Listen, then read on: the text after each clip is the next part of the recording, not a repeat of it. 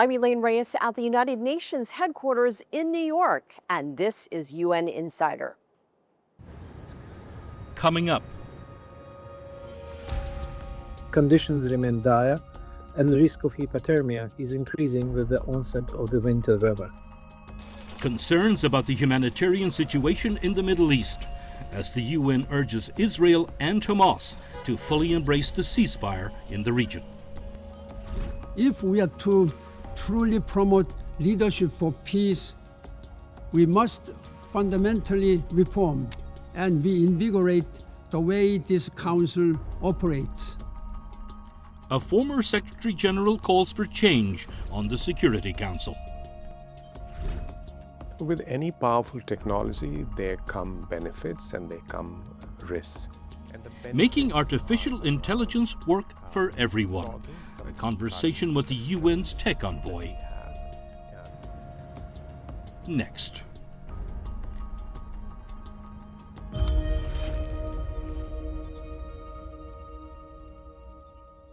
The ceasefire between Israel and Hamas has held for 2 months, but there are still a number of issues and concerns in the Middle East. The UN Security Council focused on the region this week.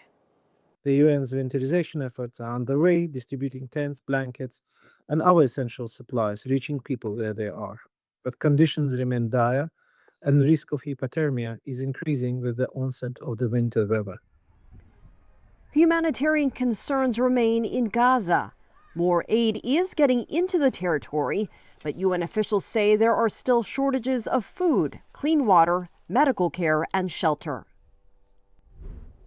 Shida is monitoring developments inside the UN and has more on our top story.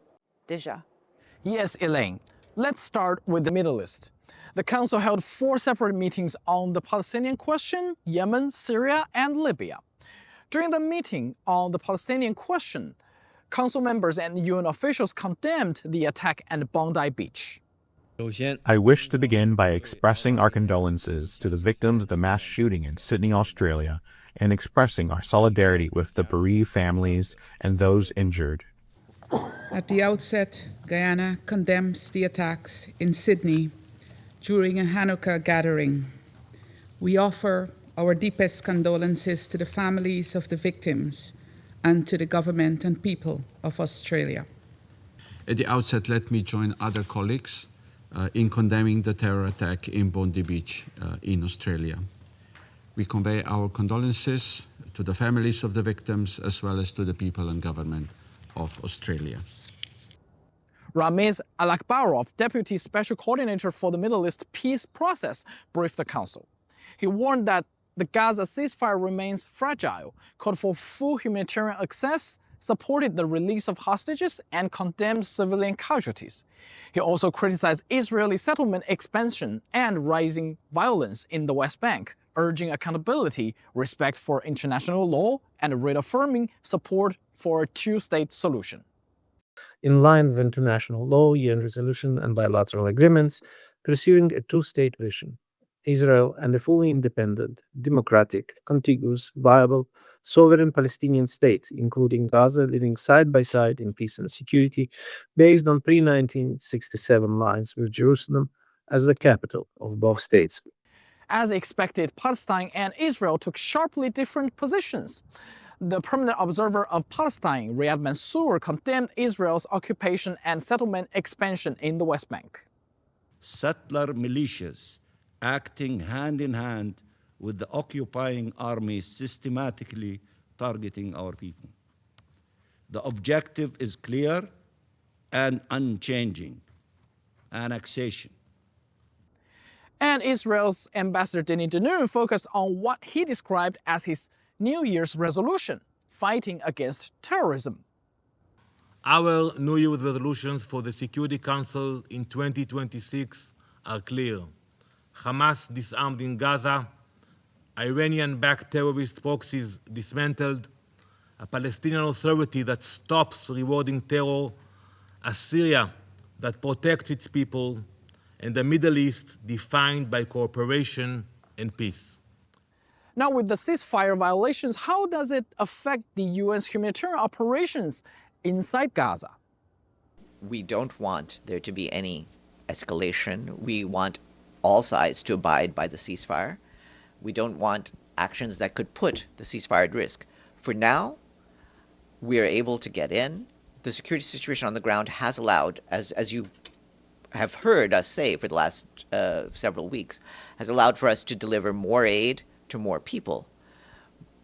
But the situation is fragile. Ultimately, any actions that can put the ceasefire at risk have to be avoided.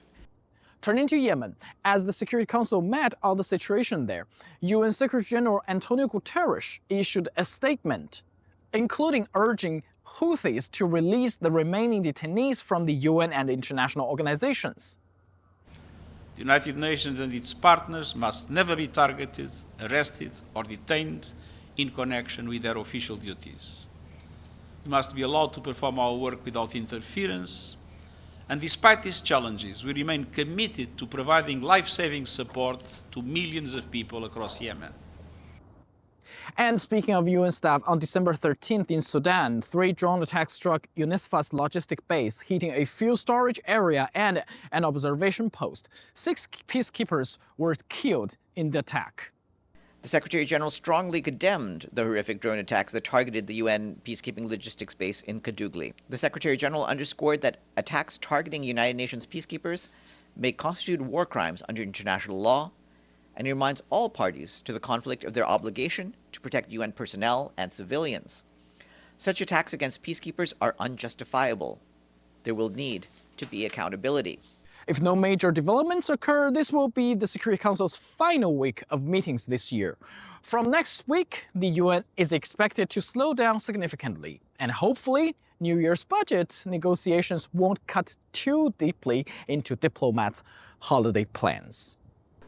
Theoretically, we should have a budget that the member states should have, voted on and hopefully approved a budget by the end of the year. But we can't dictate the schedule to them in their discussions. Well, that's all from me. Back to you, Elaine. Shudajah, thanks.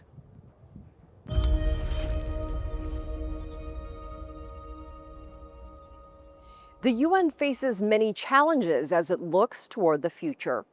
This week, the Security Council discussed some of the biggest obstacles of global governance in a special session. I am of the view that UN leadership must more confidently reassert its active political role in diplomacy for peace, including mediating and settling crises. Member states must support this role and guard against situations in which only powerful countries dictate political settlements. And this needs to start here in this Council and this chamber. Former UN Secretary General and Elder Emeritus Ban Ki-moon called for reform of the Security Council, including changes to veto powers. Ban said without reform, the body risks a slide toward irrelevance. Ban also advocated for a single 7-year term for the next Secretary General to strengthen the office's independence.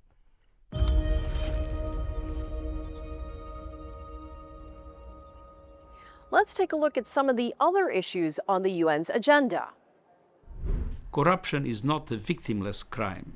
It fuels conflicts, entrenches inequalities, and drains the resources needed to protect people and planet. Every dollar lost to economic crime is a dollar stolen from those striving for a better future. Secretary General Antonio Guterres delivered a message to the world's largest anti-corruption conference this week. The gathering in Doha stressed the need to use artificial intelligence and other emerging technologies to fight fraud and corruption. The future of responses to forced displacement lies in strengthening the capacity of national systems to include refugees, not in setting up parallel systems. The UN's High Commissioner for Refugees called for greater inclusion for asylum seekers at a global refugee forum. The event brought governments, the private sector, refugees, and other stakeholders together to discuss solutions. A surge in fighting in the Democratic Republic of the Congo is forcing thousands to flee. More than 60,000 people have arrived in neighboring Burundi in recent weeks, adding to the mass displacement in the region.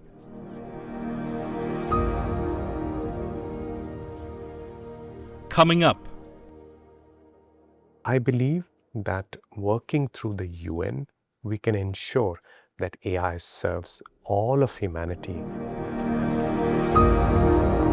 UN Insider.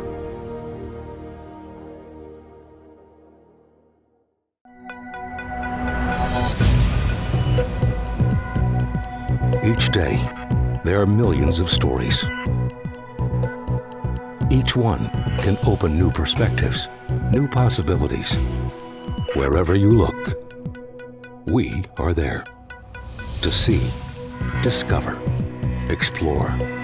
We put the pieces together to find what really matters to you, all around the world, all around the clock. Our reporters are at home across the globe. From our headquarters in Beijing and production centers in Washington, Nairobi, and London. Stories from across the globe, reaching people across the globe. CGTN. See the difference.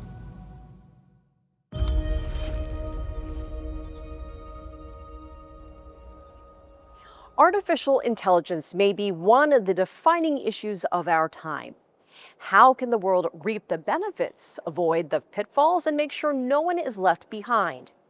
I sat down with Amandeep Singh Gill, Undersecretary General and the UN's Tech Envoy. Undersecretary General, thank you so much for joining us. My pleasure. Thank you for having me. Can you summarize some of the potential risks and the benefits of artificial intelligence? And what would you say which principles guide your office when it comes to the governance of this ever-changing technology? With any powerful technology, there come benefits and there come risks. And the benefits are around leapfrogging some of the current constraints that we have in economic terms, in societal terms.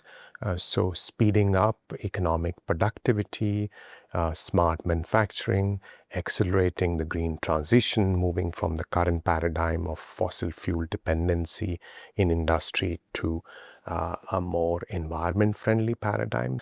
There is also the risk side.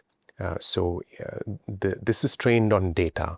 So that means the biases in our existing data sets, cultural, linguistic, gender, otherwise they creep into AI decisions, AI predictions. So that's one that may end up excluding some people from some of these benefits, or other ways undermining respect for human rights. There are also risks related to the immense concentration of power that comes from AI, economic power, tech power. So a lot of people will become perhaps very rich, and others may lose their jobs or may struggle with finding productive work. So between the opportunities and the risks, we have to find a wise path where opportunities are maximized for the maximum number of people, and the risks are minimized and not loaded on to a small segment of the world's population. It seems we are seeing some impacts, some headlines from business media sites talking about mass layoffs with various global companies because of artificial intelligence. We're hearing about recent college graduates who aren't able to find entry-level jobs because some of those jobs are now being taken by AI. Can you talk about globally the inequality? Because, we see these in big countries, but the vast inequality when it comes to artificial intelligence, and who's benefiting? Right. So there is an immense concentration of AI hardware, the chips that are used to train AI models, and data centers in a few geographies, essentially the United States and China and some parts of Europe. Likewise, the economic opportunity, the economic benefits are also concentrated in those regions. All of Africa has less than 1% of the world's data center capacity. Then there's also talent and data sets and the opportunity in the digital economy to deploy AI solutions. So we have some existing divides. 700 million people don't have access to energy. 2.7 billion people are still not connected to the internet. So the AI divide coming on top of those divides is likely to increase inequality. So this is a major concern for us at the United Nations. That's why we want to focus on building AI capacity rapidly around the world so that people everywhere can benefit from this. And that's why we are focusing on its global governance so that the risks that are coming from it, and you mentioned the shifting job landscape, so it's inevitable that jobs will be impacted. Any job that requires repetitive work, any job that requires rote learning, that is going to be impacted by AI. That, of course, will create opportunities at the higher end, but at the entry level, jobs may be impacted. I don't know, in the longer run, it may play out quite nicely, but we need to ensure that those who are getting impacted in the short run, they have the opportunities for reskilling, retraining, alternatives when their jobs are threatened by AI. Is there one or two areas that you think are vitally important that everyone must agree on or can agree on? Is there one or two things? I think we are putting the emphasis on three pillars: science, policy, and capacity. So the world must come together on these regular scientific assessments of the technology's direction, its impact, both in terms of opportunities and risks. So we have a collective shared understanding, and policy making can happen in the light of evidence and not based on speculation or hype. The second aspect is policy. So this global governance of AI dialogue, where we can learn from each other, where we can base our governance decisions in our shared norms at the United Nations. And third, of course, capacity, because the benefits are there, potentially huge, and each and every community, each and every country must have a minimum national capacity to be able to use AI, deploy AI, and use it in its own context to address its own challenges. We know that only 35% of the Sustainable Development Goals are on track or showing progress. We're now less than 5 years away to 2030. Why should the public trust the UN when it comes to representing their interest in the governance of artificial intelligence? I think because UN is the only inclusive platform globally where each and every country can be represented. And UN doesn't have its own X to grind, so it's a neutral platform, and it has the credibility and it has those norms that have been built over decades. Human rights, and you mentioned the Sustainable Development Goals, the Sustainable Development Agenda. Of course, there have been setbacks like, the COVID crisis, the debt crisis, which has not allowed progress to move as fast, but these are shared understandings that are already there. If we move away from the UN, then we have to redo these shared understandings. We have to again try and bring everyone onto the same platform. That platform is already there, and we need to obviously improve and reform this platform. That's why the Secretary General has embarked on the UN 80 initiative to ensure that the UN is fit for purpose for the future. And that's why we had these outcomes at the Summit of the Future and the Global Digital Compact and these decisions on governing artificial intelligence for humanity. So I believe that working through the UN, we can ensure that AI serves all of humanity, that humanity's interests are safeguarded, and that we do not lose ourselves in a kind of a race to the bottom in terms of safeguards and governance, and we do not become destructively competition oriented, and we keep on collaborating on the benefits and the management of the risks. Undersecretary General Amandeep Singh Gill, thank you for joining us. My pleasure. Thank you for having me. UN Insider.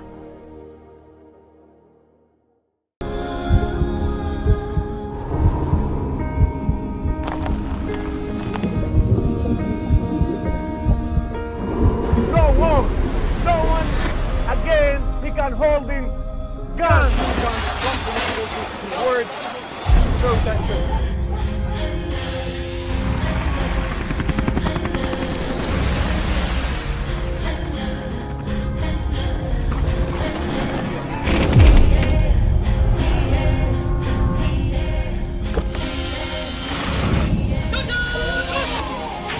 Were you worried about your life at that particular time? Not at all. Excellency, thank you very much for your time. What is your assessment of the state of the continent today? Africa has the potential to power itself. Excuse me.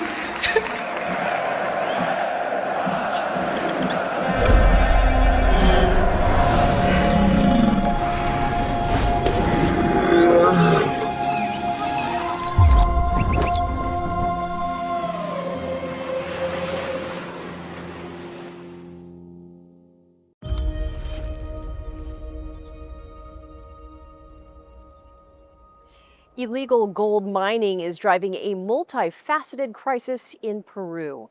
It's contributing to deforestation, and it's also driving a health crisis impacting local populations.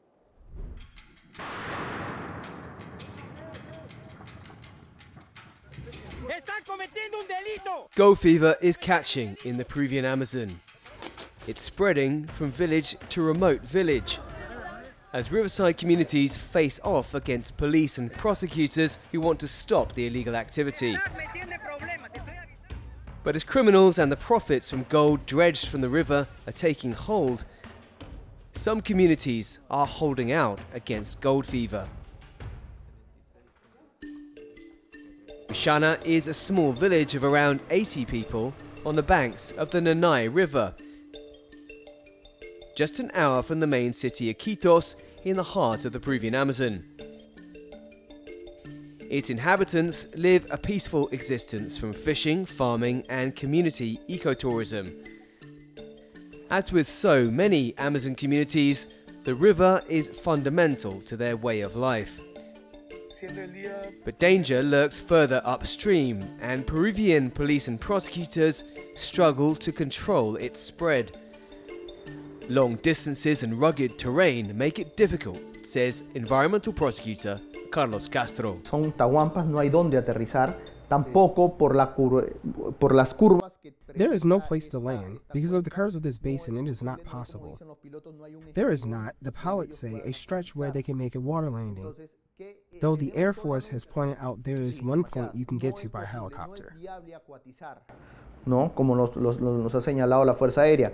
Ahora, ¿se puede llegar en helicóptero? Sí. Dozens of river dredgers line the river, sucking up silt in search of gold. They use toxic mercury to separate the flecks of the precious metal from the sediment. Scientists want to know how the dredging is impacting the river's health. A team from the Amazon Scientific Innovation Center has come to Mishana to find out. Here we're starting as research about the mercury levels in riverine people, in fish, and in sediment. The reason why we're doing this is we want to know which are the levels right now here in Loreto, because right now the artisanal gold mining is starting and it's an activity that can increase mercury level. Vega, the team leader, gathers the community in the village hall to explain what they're facing. Porque sabemos, nosotros tenemos entendido que arriba el Alto Nanay. We understand that up in the Upper Nanay, there is illegal mining. We would not want to be the people or communities contaminated or getting some kind of disease. If mercury enters your intestines, surely that would mean death. Es como una enfermedad que ese mercurio va a entrar en tu intestino y seguramente es la muerte. Vega explains that the principal impact on human health is not directly from mercury in the water, but when the mercury gets into the food chain and the fish. When it goes into the water, there's a bacteria, a microorganism that can convert this inorganic mercury to organic mercury or methyl mercury. That type of mercury is very toxic, and if you eat it, then you will absorb it. And what happens with methyl mercury form in the water? It goes into the food chain. It goes into the plants, into the microorganism, then the fish that eat other fish, and it starts concentrating into the food chain. Living by the river, children learn to fish from a young age. Casting a net in the early evening, you can usually catch a few fish for supper. And in Loreto, this huge Amazon region, people eat on average 50 kilos of fish every year, much more than anywhere else in Peru. Fishing is part of everyday life here in the Peruvian Amazon, mostly in the early evening and the early morning. And the people here eat fish every day. It's the principal protein source. That's why they're so worried about illegal mining. I'm Elaine Reyes at UN headquarters in New York. Thanks for being a UN Insider.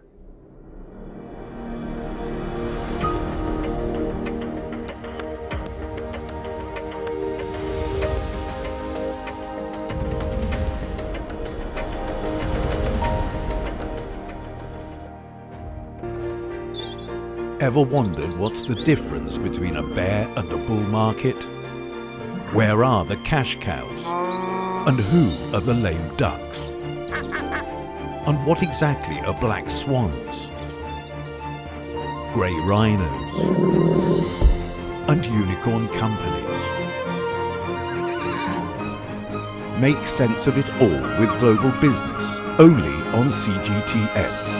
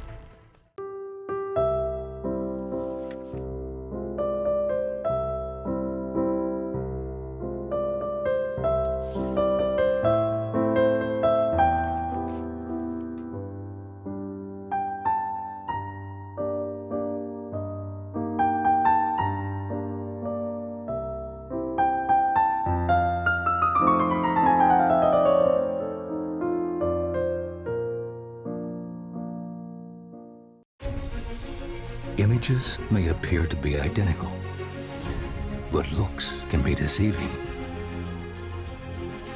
The difference is not always obvious. It has to be discovered. There are always different sides to a story.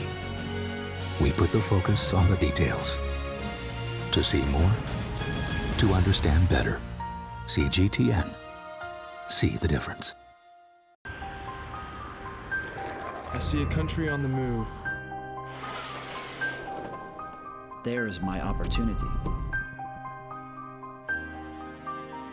Is it good to change so fast? Yes, but it's a challenge. We have one foot in the future. But we never forget our past. We need to talk to one another. And listen. More than 1 billion voices telling their stories. Rediscovering China, only on CGTN.